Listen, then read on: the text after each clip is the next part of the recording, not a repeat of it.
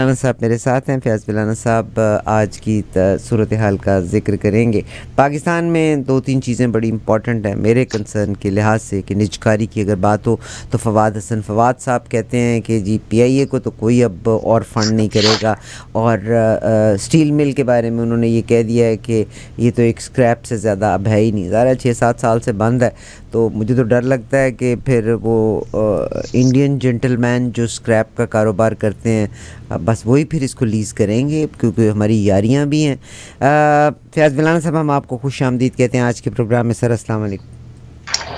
वालेकुम अस्सलाम आफाबा जी, आपका प्रोग्राम देखने और सुनने वालों को भी मेरी तरफ से अस्सलाम वालेकुम। सर बहुत शुक्रिया।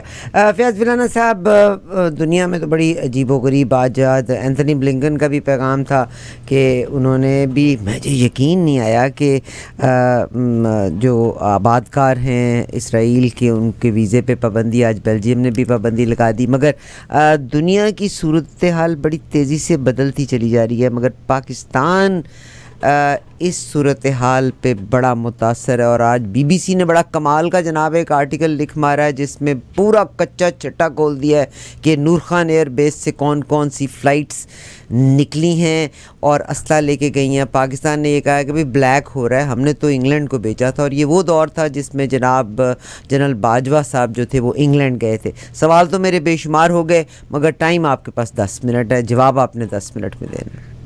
आपको याद होगा ये BBC की जिस स्टोरी की आप बात कर रहे हैं, ये हम तकरीबन डेढ़ महीना पहले एग्जैक्टली फ्लाइट्स नंबर तक हम दे चुके हैं। अपने इसी प्रोग्राम में हमने डिस्कस किया था और हमने हवाला दिया था theintercept.com का। दी इंटरसेप्ट वालों ने एग्जैक्टली कि कब चली, कितनी चली, कहाँ से असला चला, कहाँ पहुंचा। हमें तो अब जो है ज्यादा खतरा ये सब, बल्कि एक स्टोरी इस पे आ भी चुकी है कि जो यूक्रेन गया असला, वहां जब रशियन फोर्सेस ने कुछ इलाके पे कब्जा किया तो वहां से जो उन्होंने माले गनीमत उन्हें मिला, उसमें कुछ असला भी मिला। वो असला रशियन ने लेके वो वहां से निकल आया, मिडिल ईस्ट से कहीं से निकल आया, और वहां से पता कराया गया तो पता चला जी कि रशिया ने डोनेट किया है उन्हें। अब पता नहीं ये हसन नसरुल्लाह वगैरह, हिजबुल्लाह वगैरह को, या किसको डोनेट किया है उन्होंने। तो हमारा तो पता नहीं हम बेचते किसको हैं, वहां कंपनियां किसकी होती हैं, खरीदने वाला कौन होता है, पहुंचता कहाँ है, आगे से माले गनीमत में उसे लूट कौन लेता है, और आखिर में पता नहीं लगता कि कौन से सीनों पे जाके वो हमारी बेची हुई गोलियां पैवस्त होती हैं। तो अगर हुकूमत स्ट्रांग हो, लोग, लीडर आपका कोई अच्छा हो जिसको वाकई दुनिया में कहा सुना जाए और पूछा जाए, तो फिर तो इस तरह की चीजें पहले तो हो ही नहीं। अगर हो तो फिर उन पे कोई बात करे और रोका जा सके कि भाई ये हमारे साथ ये काम ना करो, ये मजाक ना करो हमारे साथ। और अगर हमारी इकोनॉमी थोड़ी सी बेहतर हो जाए, हम अगर अपने पांव पर खड़े होना शुरू हो जाएं और हम इन बैसाखियों का सहारा छोड़ दें, तो फिर शायद हम इस तरह की अंडर द टेबल डील्स भी करने से बाज आ जाएं। अगर हमने बेचना है तो ठीक है, बेचें, एलानिया बेचें, जिसको बेचना है खुद बेचें, हुकूमत पाकिस्तान बेचे। और आप इस तरह की फेक कंपनीज खड़ी करके बेचते आप मिस्टर एक्स को हैं, वसूल मिस्टर वाई करता है और यूज जाके मिस्टर जेड करता है। ये दो नंबरियां कमजोर हुकूमतों, कमजोर लोगों की होती हैं। अल्लाह करे हमारे यहाँ कोई ऐसा लीडर आ जाए जिसके पीछे पब्लिक हो और उसे पता हो कि पब्लिक की आवाज क्या है, पब्लिक की सोच क्या है और पब्लिक चाहती क्या है, और पब्लिक की मंशा के मुताबिक ही वो फैसले करे। और जब वो फैसले करे तो उसके पीछे पब्लिक खड़ी रहे और उसे पता हो कि यही पाकिस्तान के अवाम की, कौम की मंशा है। कौमें कौमों के खिलाफ भी होती हैं, कौमें लड़ती भी हैं, कौमें डिफेंस भी करती हैं, कौमें एक दूसरे के लिए भी जाके लड़ती हैं, लेकिन वो फैसले कौमी सतह पे होते हैं, जाती सत्ता पे नहीं होते। लोगों के पर्सनल अकाउंट्स में फेवर्स नहीं जाती। और बाद में पता चलता है, आपको याद होगा जनरल परवेज मुशर्रफ, अल्लाह उनके सारे गुनाह माफ करे और उन्हें जन्नत नसीब करे, लेकिन एक टेलीविजन में इंटरव्यू में उन्होंने कहा था कि हाँ मेरे अकाउंट में $1.5 अरब आए थे। किसने भेजे थे? दोस्तों ने भेजे थे। कहां से आए थे? सऊदीया से आए थे। क्यों आए थे? इसका जवाब उनके पास नहीं था। इसी तरह कल तक हमें पता चले कि हमारे एक्स आर्मी चीफ या मौजूदा आर्मी चीफ या और किसी अहम बंदे के अकाउंट में इतने $1 चले गए हैं, और फिर बाद में उसके पास भी इसका जवाब ना हो कि भेजे तो दोस्तों ने थे, क्यों भेजे थे, इसका जवाब नहीं है। तो अगर इस तरह के जाती वेस्टेड इंटरेस्ट में फैसले होना शुरू हो जाएंगे तो फिर इसी तरह जग हसाई होगी हमारी। जी बड़ी हैरत की बात है, आपने तो इसको एक्सप्लेन किया। मेरे सवालात जो कंसर्न्स हैं, एक औरत होने के नाते, पाकिस्तानी औरत होने के नाते, और मेरे पे मगरिब की छाप भी नहीं है। पाकिस्तान में जब मैं औरत की तरफ देखती हूँ तो पहले तो ये कहा गया था कि औरत का इक़्तिदार भी नहीं होगा। मोहतरमा फ़ातिमा जिन्ना ने कायद-ए-आज़म मोहम्मद अली जिन्ना के साथ बड़ी डिग्निटी के साथ उन्होंने काम किया, मगर जब वो इलेक्शन में आई तो उनके किरदार के ऊपर हमला किया गया। मगर ज़ुबाबंदी थी, थोड़ी सी वैल्यूज़ थी। भुट्टो साहब का वक्त आता है और भुट्टो साहब के जाने के बाद जिस तरह से वो गए हैं, और उसके जाने के बाद मेरा ख्याल है इनका तलवार हुआ करता या तीर इनका निशान होता था। तलवार था, तीर तो बेनज़ीर के दौर में फिर हुआ। इन्होंने जनाब तलवार का, जी हम तलवार नहीं देंगे शायद तलवार के नाम से, मगर भुट्टो साहब को वोट डलना था, वो तीर हो या तलवार हो। मोहतरमा बेनज़ीर भुट्टो साहिबा फिर जीतती हैं। मगर मोहतरमा बेनज़ीर भुट्टो साहब की भी जब करैक्टर असैसिनेशन हुई, ज़ियाउल हक साहब ने बदतरीन काम किए थे, मगर उन्होंने फिर करैक्टर असैसिनेशन नहीं की थी। मगर उसके बाद मोहतरमा नुसरत भुट्टो साहिबा जब इंग्लैंड आती हैं तो उस खबर को भी दबा लिया गया था। उस कल्चर के मुताबिक डांस होते हुए तस्वीर आई थी। मगर फिर मुस्लिम लीग नून ने मोहतरमा बेनज़ीर भुट्टो साहिबा के किरदार को बहुत उछाला था और उसमें 100% झूठ था। ज़ाहिर है इन मुल्कों में मेरे या आपके बच्चे बाज़ौक़ात ओवरनाइट स्लीप भी करते हैं, बाज़ौक़ात बच्चे अपने दोस्तों के साथ नाचते गाते भी हैं, मगर इसका ये मकसद नहीं होता कि मगर किरदार के ऊपर अटैक किया गया था। हालांकि मज़हब के लिहाज से जो बुक ऑफ मैनुअल बुक जो है उसमें आज जो मैं सूरत हाल देख रही हूँ, यानी हम अपने किरदार से कहते हैं ना कि अगर आप दुश्मन भी हैं तो आप अपने मर्तबे के लिहाज से ट्रीट करें अपने दुश्मन के साथ भी। आज जो करैक्टर असैसिनेशन जिसमें मर्दों की भी हो रही है, औरतों, और ये सिर्फ इसने नहीं, मेरा ख्याल है अभी ये पिछले दिनों में मुस्लिम लीग के भी किसी बंदे की कोई न्यूड वीडियो थी जो आ गई थी। आप क्या समझते हैं कि हम अपनी जो फैमिली वैल्यूज़ हैं क्या हम उनको गंवा नहीं रहे? ये कौम at the end of the day किधर जाके ठहरेगी? What is the end story? आखिरी रिज़ल्ट क्या नज़र आ रहा है? मुझे तो बहुत बदतरीन नज़र आ रहा है कि अगर इस तरह बेलिबास हो गई हमने चलना फिरना है तो हमारे बच्चों से हम क्या तवक्को करेंगे? अच्छा, ये सब कुछ जो हो रहा है ये कर कौन रहा है? आम आदमी तो नहीं कर रहा। आम लोग तो पार्टीज भी करते हैं। आप देखें पाकिस्तान में शायद ही कोई ऐसी शादी होगी आजकल जिसमें बाकायदा लड़के लड़कियों के ग्रुप जो हैं वो डांस की पहले हफ्ता प्रैक्टिस करते हैं, फिर मेहंदी होती है, फिर डांस होते हैं और वहां कोई इश्यू नहीं होता। हर फैमिली में ये मेहंदियां हो रही हैं, लड़कों की अलग ढोलकियां होती हैं, लड़कियों की अलग ढोलकियां होती हैं। और वो हमारे लोग जो हैं वो मॉडर्न लिबरल इस्लामिक सोच रखने वाले लोग हैं, जिसमें वो रमजान शरीफ में भी भरपूर तरीके से रमजान एंजॉय करते हैं, मिलादुन नबी को भी एंजॉय करते हैं, उसी तरह सेलिब्रेट करते हैं जो एक मजहबी अकीदत और एहतराम से होती है। फिर हज के दिनों में भी उसी मजहबी एक होता है, फिर मुहर्रम के दिनों में भी। हमारी कौम बड़ी बैलेंस चल रही है। हमारे आम लोगों के जहन में कोई कंफ्यूजन नहीं है, उन्हें कोई प्रॉब्लम नहीं है। ये सारा जो प्रॉब्लम आ रहा है ये सियासतदान कर रहे हैं और हुक्मरान तबका कर रहा है। और हुक्मरान कौन है? सियासतदान ही है, वही अनवारुल्लाह काकड़ साहब जो है। अफसोस से कहना पड़ता है कि राजा रियाज साहब अपोजिशन लीडर थे जब, तो अपोजिशन लीडर होते हुए उन्होंने कहा था कि मैंने मुस्लिम लीग नून का टिकट लेना है। अब अनवारुल्लाह काकड़ साहब इस पे बात उन्होंने शुरू कर दिया और उन्होंने बैक एंड पे मुस्लिम लीग नून से राब्ते भी शुरू कर दिए हैं। उन्होंने अपने मामलात, उनकी डील तय हो रही है कि जो ही ये इलेक्शन केयर टेकर सेटअप खत्म होगा और आइंदा सेटअप में मियां नवाज शरीफ साहब की हुकूमत आ जाएगी, जिस तरह की कोशिश की जा रही है, तो अनवारुल्लाह काकड़ साहब मुस्लिम लीग नून में कोई बड़ा ओहदा लेंगे और मुस्लिम लीग नून को ज्वाइन करेंगे। ये अफसोसनाक सूरत हाल है। और इसी तरह मोहसिन नकवी साहब जो हैं वो तो जरदारी साहब उन्हें अपना बेटा कहते हैं, उन्होंने तो कहीं नहीं जाना, उन्होंने पीपल्स पार्टी ज्वाइन करनी है। तो इन सब लोगों को जिन्होंने पहले शायद वो सियासत में इतने नहीं थे, अब उन्हें सियासत का बाकायदा जो है खून उनके मुंह को लग चुका है। अब उन्होंने ऑफिशियली इन सब लोगों ने, ये जितने केयर टेकर हैं, इन सब ने सियासत में आना है और इन्होंने पीपल्स पार्टी या मुस्लिम लीग ज्वाइन करनी है, या कोई बलूचिस्तान अवामी पार्टी ज्वाइन कर लेगा, या तहरीक इस्तेकाम पार्टी में अगर कोई चांस बनता हुआ तो वहां ज्वाइन कर लेंगे। लेकिन ये बेसिकली सारे एंटी इमरान ग्रुप है और ये हुकूमत में है इस वक्त। ये सारी जो करैक्टराइजेशन हो रही है ये एंटी इमरान ग्रुप कर रहा है, सियासतदान कर रहे हैं। लेकिन एक आम आदमी जब इसको देखता है तो वो इनसे अगर पहले कम मुतनफर था, अब पहले से भी ज्यादा मुतनफर हो रहा है। हाँ, अगर इमरान खान की पार्टी या इमरान खान के लोग इस तरह का काम करें मियां नवाज शरीफ के खिलाफ या शहबाज शरीफ के खिलाफ, या मौलाना फजल रहमान के खिलाफ या आसिफ जरदारी साहब के खिलाफ या उनकी पार्टी के लोगों के खिलाफ, क्योंकि दूध के धुले हुए तो कोई भी नहीं है। अगर वो भी इनकी किताबें खोलना शुरू कर दें तो उनके पास भी कम रिकॉर्ड नहीं होगा इनका। लेकिन इस वक्त जितनी हो रही है वो तहरीक इंसाफ की हो रही है, और स्पेशली सिर्फ एक आदमी की हो रही है, इमरान खान की कैरेक्टर डेस्टिनेशन हो रही है।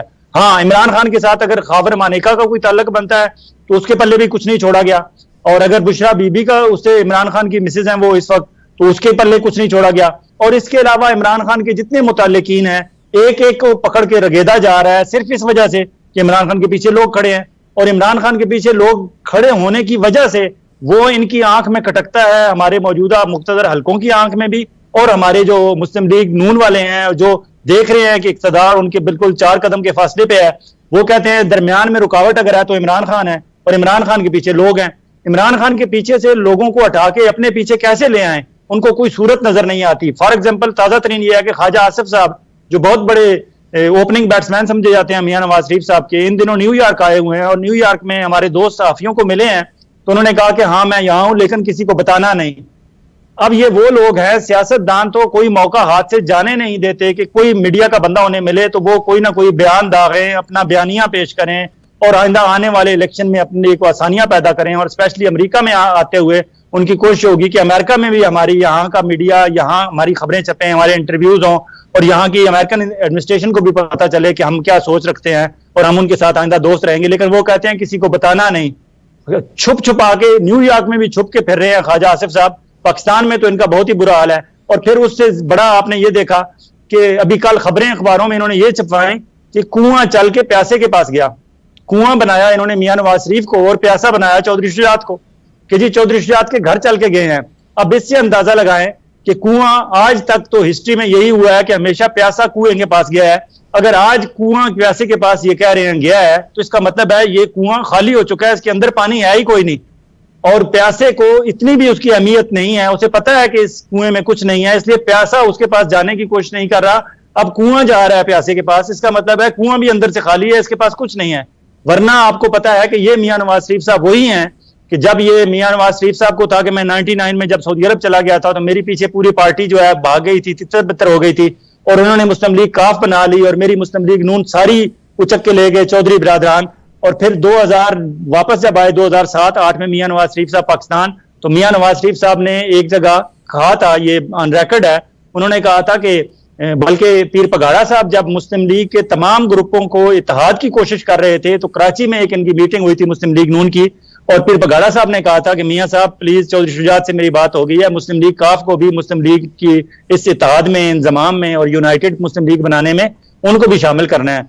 तो मियां नवाज शरीफ साहब ने कहा था, ये अल्फाज थे उनके, कोई अच्छे अल्फाज नहीं थे लेकिन उनके ख्यालात उससे, उनकी शदीद नफरत उससे जाहिर होती है। उन्होंने कहा था कि थूका हुआ तो चाटा जा सकता है लेकिन मैं चौधरी शुजात से हाथ नहीं मिला सकता।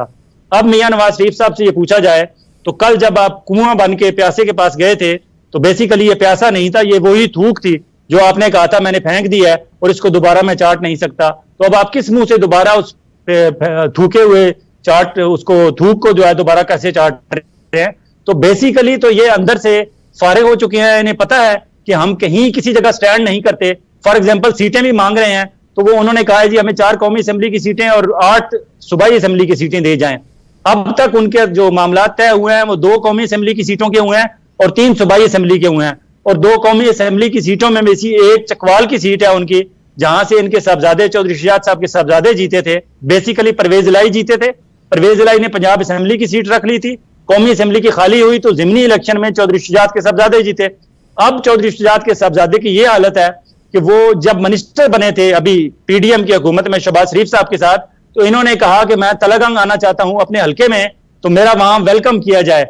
तो किसी ने वहां से इन्हें जवाब दिया कि हजूर इधर आने की कोशिश ना कीजिएगा, आप फेडरल मिनिस्टर बन गए हैं लेकिन आप इमरान खान के वोटर्स के साथ को धोखा दे के बने हैं, इसलिए आप सीधे मोटरवे पे आगे चले जाएं लाहौर। यहां आप बलकसर इंटरचेंज से बाहर निकले तो तलागंग के और चकवाल के लोगों ने आपको छोड़ना नहीं है। और चकवाल में इनकी जितनी कंपेन चलाता है वो हाफिज अम्मार यासर है जो एमपीए था चकवाल से, और बेसिकली हाफिज अम्मार यासर इनका ट्यूटर था, इनके बच्चों को, चौधरी बिरादरान के बच्चों को कुरान शरीफ की ट्यूशन पढ़ाता था।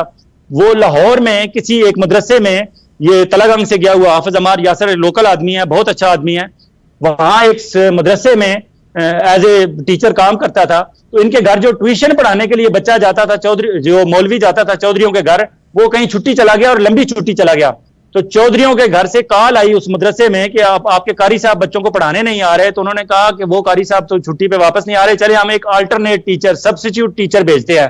हाफिज अम्मार यासर को एज ए सब्स्टिट्यूट टीचर चौधरियों के घर भेजा गया और वहां से जाके हाफिज अम्मार यासर बहुत माशाल्लाह हुनरमंद आदमी है, बहुत अच्छे आदमी है, उनको अखलाक आदमी है, उन्हें ताल्लुकात बनाना आता है, रखना आता है।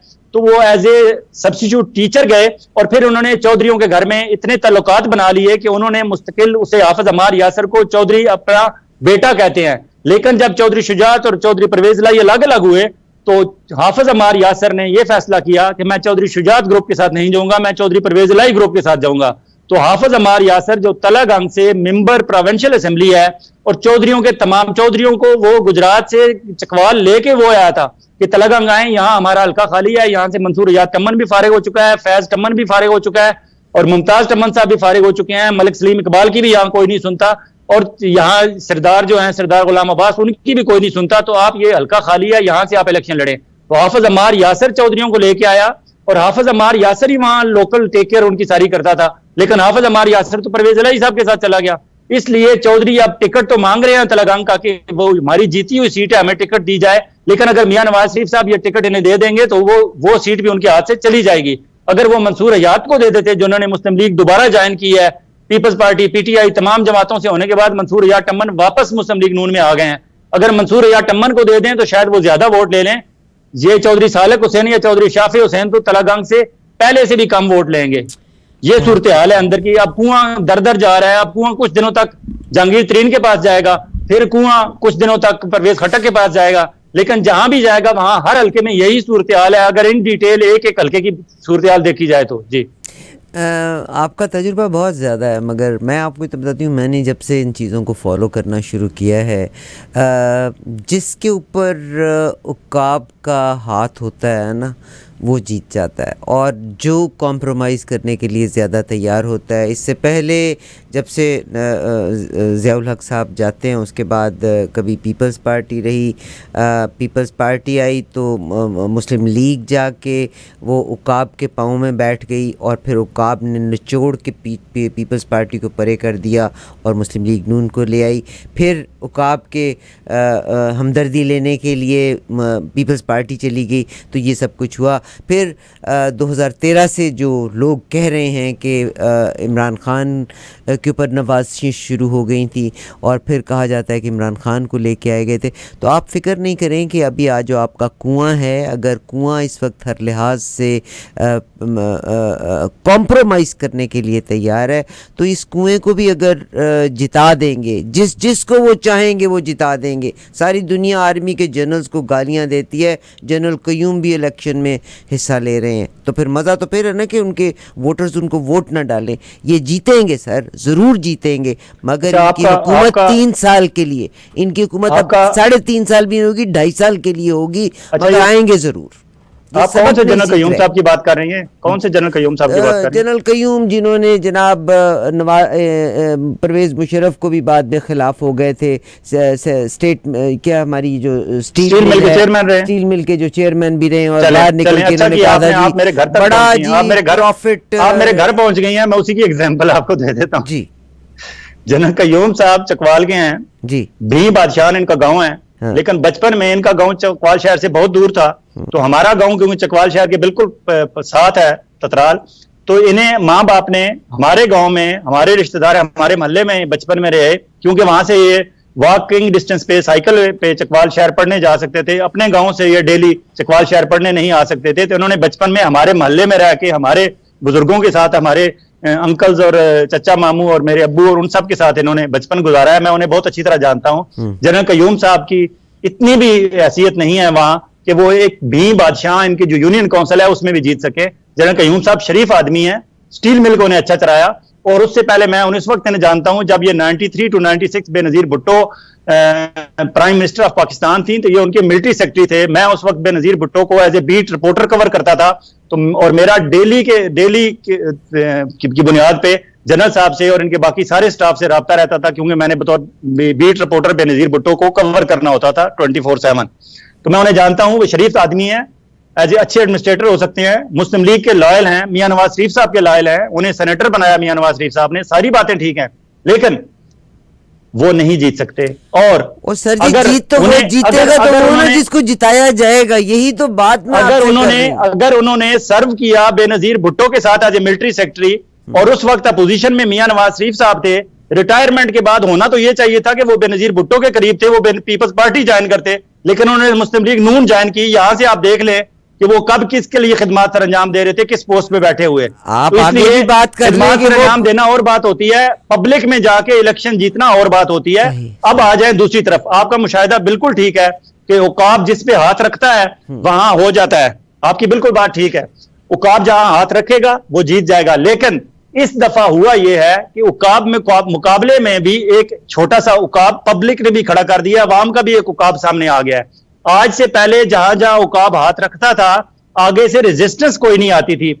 आगे से रेजिस्टेंस करने वाले या तो बैरून मुल्क भाग जाते थे, या सेल्फ एग्जाइल पे चले जाते थे, या उन्हें भेज दिया जाता था, या उन्हें बिहाइंड दी बार कर दिया जाता था, या उन्हें हैंग कर दिया जाता था। फर्स्ट टाइम ये हुआ है कि इन्हें हैंग करने का भी रास्ता नहीं मिल रहा। हाँ, उसे सजा सुना दें, अगर सजा सुनाएंगे वो बिहाइंड दी बार होगा, इसके बावजूद अगर उसकी पार्टी को इलेक्शन लड़ने दिया गया, उसकी पार्टी फिर भी जीत जाएगी। उससे बल्ले का निशान भी ले लें, उसे जीप का निशान दे दें, उसे हॉकी का निशान दे दें, फुटबॉल का निशान दे दें, जैसे मोहतरमा बेनजीर को तीर निकाल लिया था तो तलवार निकाल ली थी तो तीर दे दिया, निशान तीर आ गई तो तीर से जीतती रहा, फिर बेनजीर भुट्टो तीर से जीतती रही बेनजीर भुट्टो।